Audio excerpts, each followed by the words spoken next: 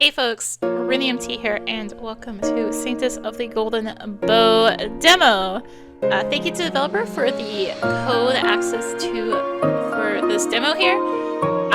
Isekai'd told me, let's go. Just my luck. Why is that be pouring now? I want to go home. Please soak by the time I reach the subway. I run down the street holding my bag over my head in a futile attempt to block the rain. I do my best to stay underneath the shop awnings. The cars speeding down the street, however, kick up puddles that shower me in rainwater. I am ill prepared for such weather. I didn't even take a hoodie with me, let alone an umbrella. The damp cold seeps into my body, making me shiver. This day sucks. My boss yelled at me again. I had to cover for my sick coworker on top of doing my phone tasks. An office job sucks. I recently graduated from college and got this boring job where all I do is call people to sell them beauty products. Adult life sucks. It didn't take me long to tire of the monotony of adult life. I just want to curl up under a blanket and read web novels. Being the heroine of a fantasy romance novel would be such an amazing life, fighting to save a kingdom from impending doom with magical powers and falling in love with a hottie. Thinking about what to read next, I run through the crosswalk. What? By the time I notice the light is actually red, not green, it's too late. I'm in the middle of the crosswalk with the truck driving straight at me. Should I take a step back or run forward? Quick! Thanks, Celine! Take a step back, but it's too late.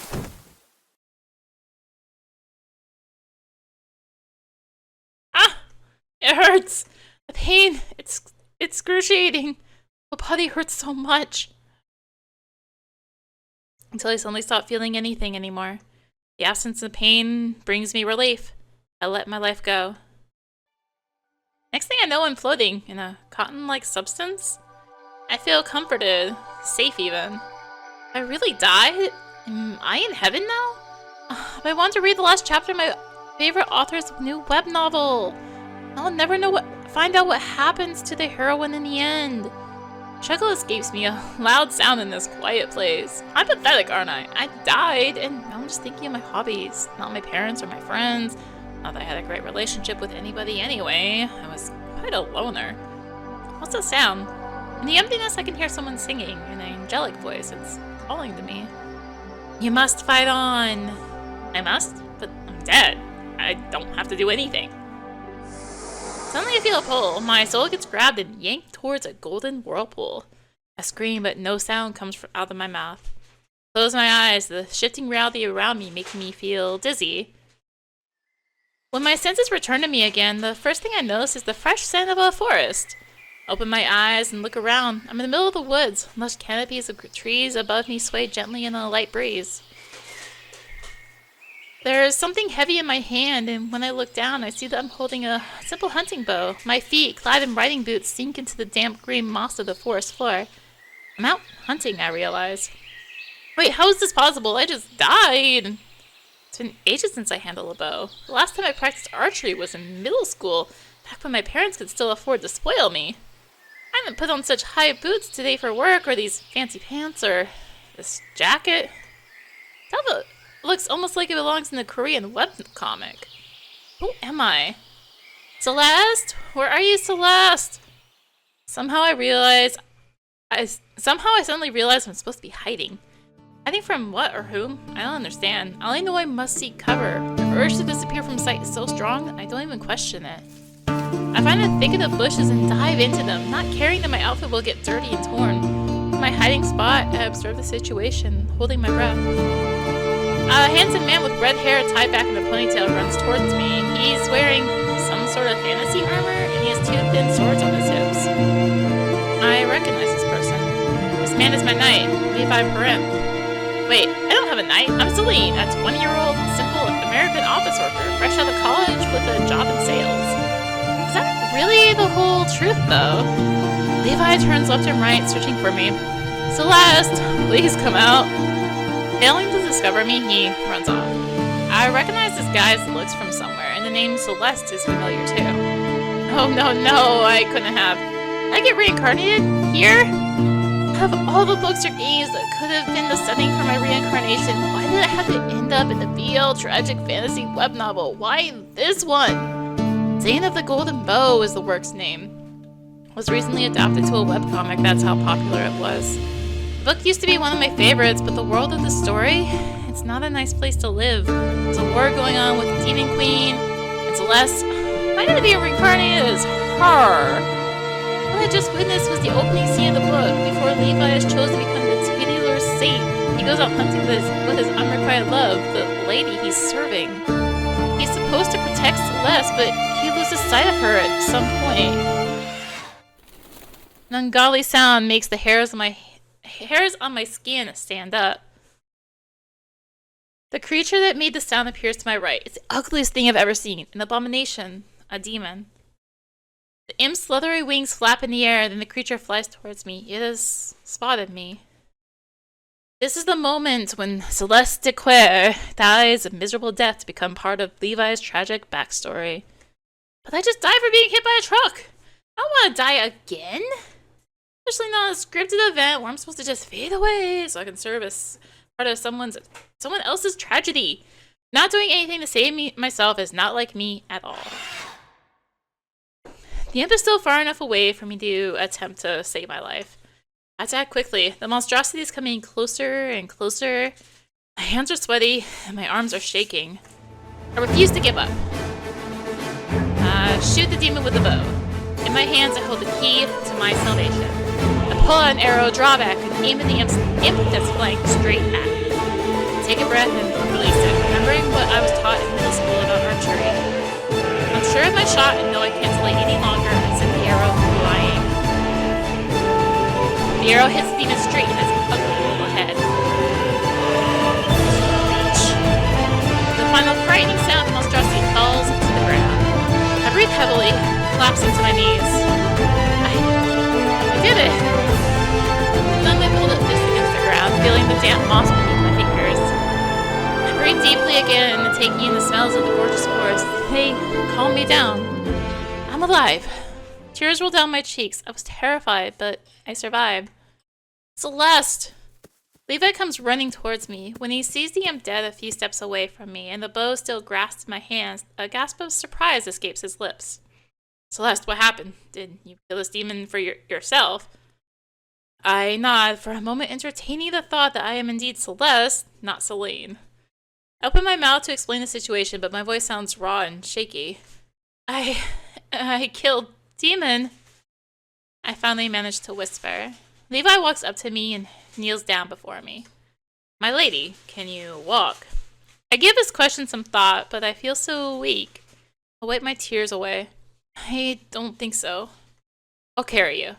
No, there's no need for— Levi takes me in his arms bridal style. The bow slips from between my fingers.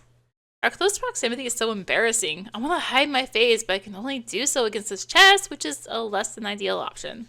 My bow! Don't worry about the weapon. I will return for your bow later. Right now, it's of utmost importance that I carry you back to the safety of the mansion. But it's— I still protest. Levi gives me a glare. No buts. Let me do my job, for once.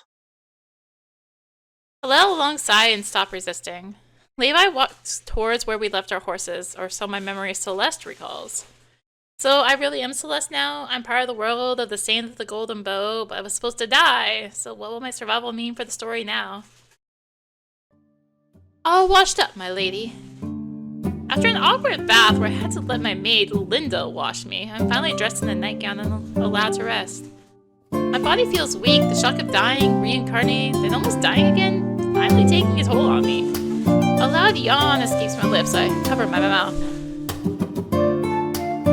I'm gonna lie down. Is there anything else you need from me? Oh, I forgot I'm supposed to formally dismiss Linda whenever I want to be alone. She's Celeste's servant, after all. I'm good for now. I'll call for you later if I need anything. Alright, my lady. Linda curtsies before me, and then she exits the room. I sink into the softness of the mattress, taking a good look around the room. This place is an undeniably expensive, polished, fancy look. Somebody has tried very hard to make the atmosphere more feminine, and I know it wasn't Celeste. But Celeste the book mentions is quite the tomboy, carrying little for girly things like dolls and decorations. She doesn't have good social skills, she lacks proper knowledge of etiquette, and she dances like an elephant. Said she's great at archery, hunting, and riding horses. However, this society deems all of those activities inappropriate for a lady, and thus she doesn't have many friends. It sounds so much like me in my past life.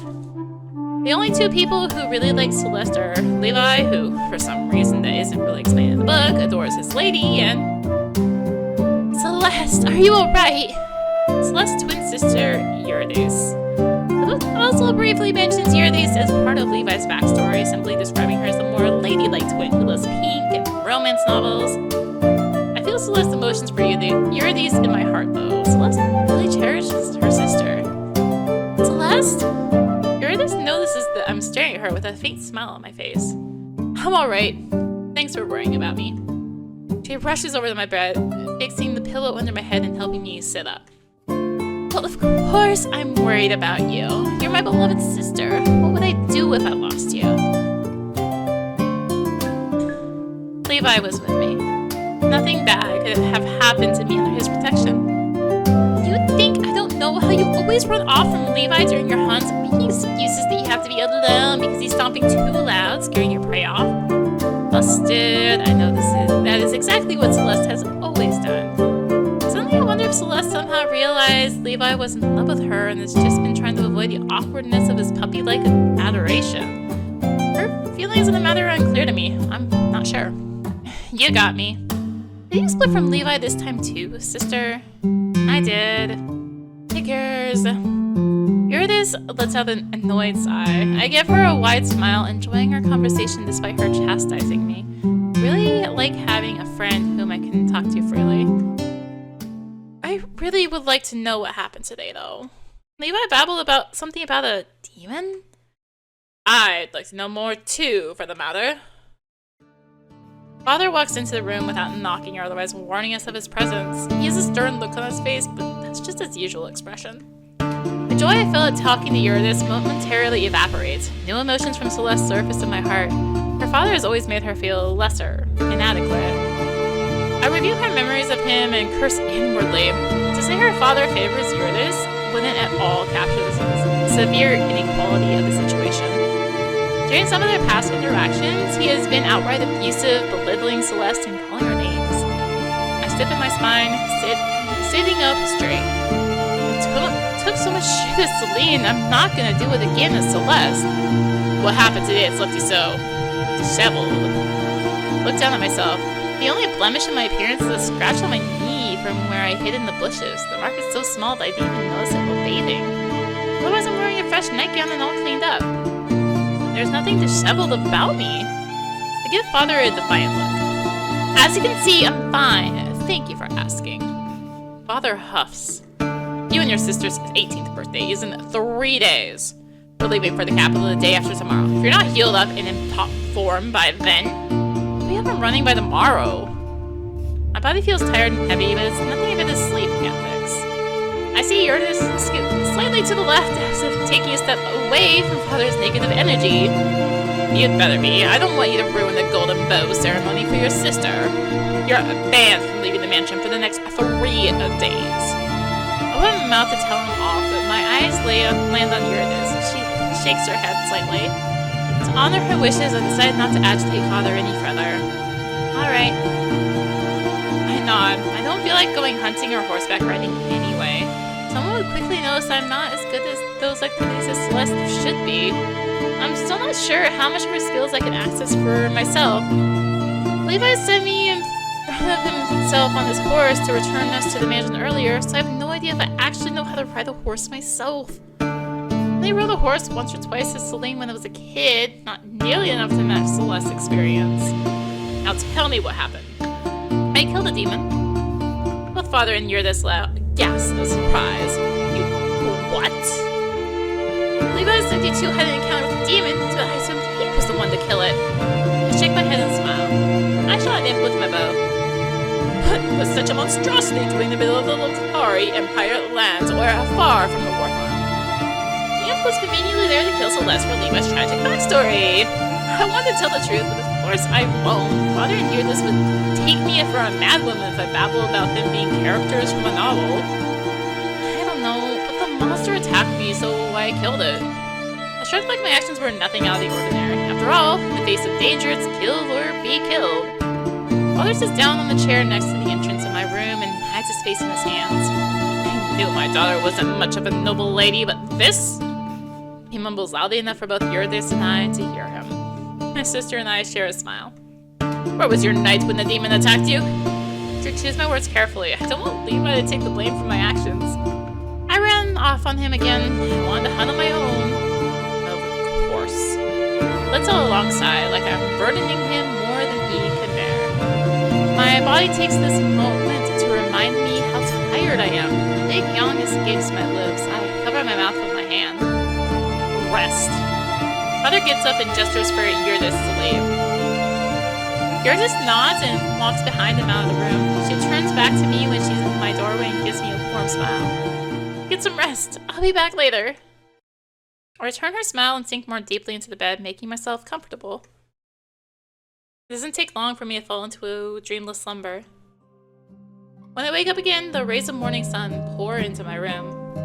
Get out of bed and stretch to make sure my body is working properly.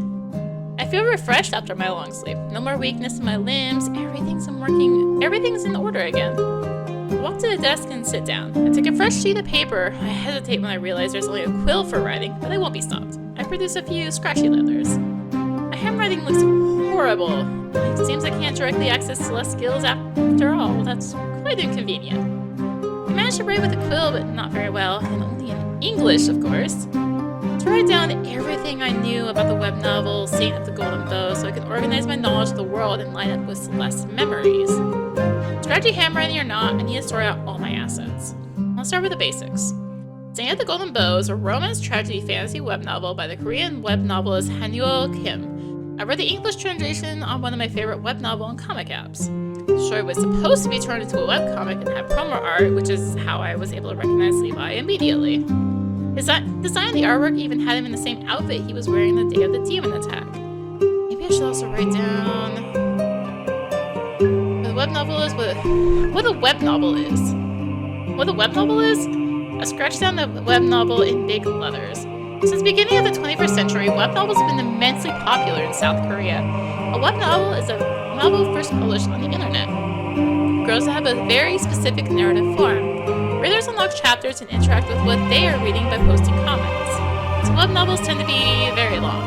Saint of the Golden Bow was an exception. It wasn't that long of a book, but it still got over 100 chapters. It was translated to English and published on one of my favorite web novel and comic apps. I was grateful to have the chance to read in English, as I don't know Korean. What a webcomic is. I penned down webcomic in big letters on my sheet of paper. Webcomics are often adaptations of web novels. Each episode is published on a reading app as a long vertical strip.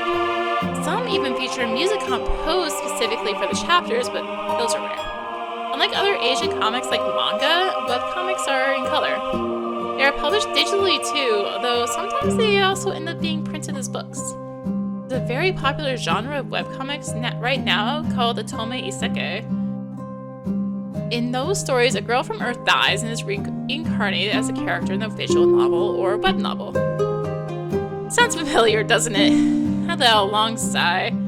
I've been Isekai'd, haven't I? Not as a villainous though. A bad character, like in most of those stories. Instead, I'm what is referred to as an extra, an insignificant character. Maybe that's for the best. After all, being a minor character means I couldn't have messed up the story too much by avoiding my planned death in the plot. Only time will tell. What BL is? I scribbled BL on the paper. Boys' love is a genre of Asian media that centers around relationships between two men but is geared towards the female audience. It's romantic and simply wonderful to watch two men fall in love with each other. I'm really such a simp for good BL romance. Got the basics, that's enough. I get up for a moment and wander over to the mirror, touch a hand to the glass. The design of Celeste wasn't included in the promo art. I'd taken my new features, purple hair, pink eyes, a slender figure. There's no denying it, I'm really not Celine anymore. The understanding that I have reincarnated into novel finally settles in my mind. I feel calm, calmer than I ever thought I would be if something out of a novel suddenly changed the course of my life. There's no fighting the reality, is there? As strange as this situation is, I'm Celeste. I have her memories, but somehow I'm Celine as well, equipped with knowledge of this world that Celeste never had. I walk back to the desk and sit down to continue organizing my thoughts. Maybe after I process everything, I will break down and cry about my fate. Right now, however, I don't feel like moping around. Instead, I want to fight for a better fate. Back to the Saint of the Golden Bow. The book starts with Celeste's death event. Levi was in love with his lady for years, but the actual love interest of the story is Prince Noah. Celeste has to die at the beginning of the book to make Levi feel at his lowest when the Golden Bow chooses him as the saint. Why didn't Celeste save herself if she was said to be so great at archery? Must be book logic. She had to die for the story and the scene of the Golden Bow to proceed the way it did.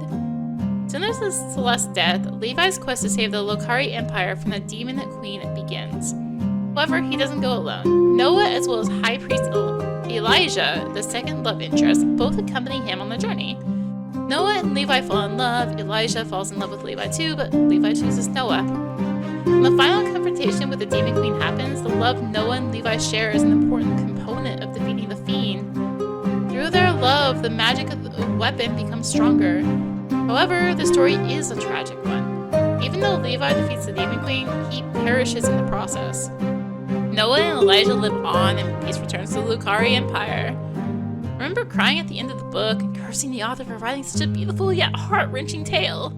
I reread the novel twice. Saint of the Golden Bow is really one of my favorite stories. I still appreciate being reincarnated into this world, though, especially now as Celeste, whose whole only purpose in the story is to add angst to Levi's life.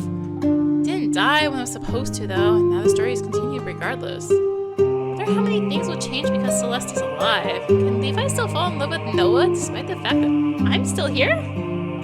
I really want my ship to sail and for the boys to get together, but I don't know if the outcome is possible under these circumstances. If Levi and Noah don't fall in love at the end of the quest, will Levi still be able to defeat the Demon Queen? I shudder. What if I've broken the story beyond repair by avoiding my demise? What was I supposed to do though? Just roll over and die? That's so not like me. I'm a fighter.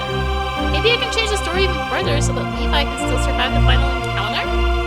I have no idea how to make this plan work. Maybe opportunities to influence the world further will present themselves to me? After all, though the thought is chilling, what happens here isn't just a web novel story. Saint of the Golden Bow is my new reality. On the day of Celeste and Eurydice's 18th birthday, Father takes us to the capital to attend the Golden Bow ceremony.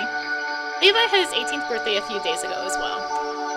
Since he's of lower standing than the Count's family, Father got the approval of the church for Levi to attend our ceremony together with us instead of his own a few days earlier. Your knight has to guard you at all times, Father said to Celeste before I reincarnated into her body.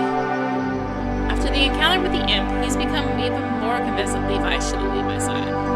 Not that Levi is complaining about having to stick close to me for obvious reasons.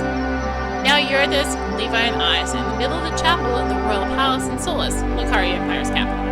Behind us are the many other people who will be tested.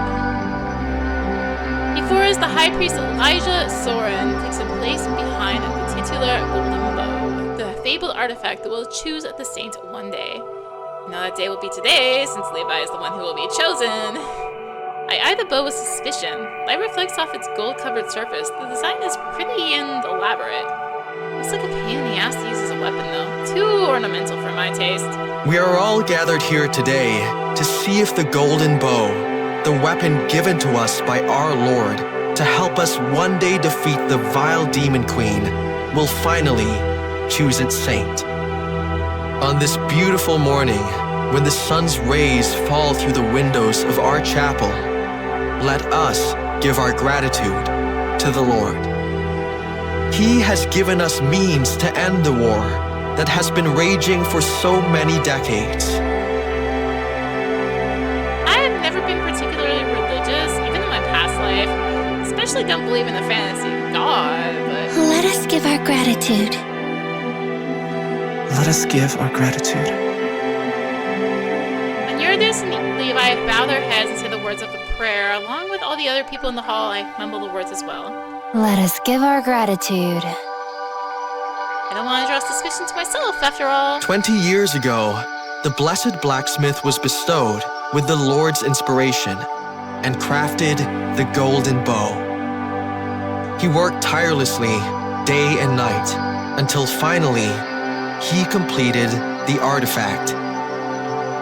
Ever since then, the people of the Lokari Empire have sought to be tested on the day of their 18th birthday by the golden bow. The artifact will choose its wielder. That person will become the saint and be tasked with defeating the Demon Queen, who has terrorized our borders for 23 years. I'm glad Elijah reminds us of the history of the bow. I've forgotten some of the details. I will now call forth today's attendees to be tested. Each of you just needs to touch the golden bow once, and its judgment will be bestowed on you. Elijah takes out a sheet of paper and reads the first name from the list. Eurydice Dequer, daughter of Count Dequer. Dequer. Eurydice approaches the bow. She puts a hand on the artifact. Nothing happens. Of course, what else I expect? Levi is the saint of the golden bow. Levi is the saint. The golden bow only glow for him. Crown appears on the high priest's brow as he reads the next name. Celeste Dequer, daughter of Count Dequer. Take a deep breath and step onto the podium. Remind myself I shouldn't expect anything. I put my hand on the weapon.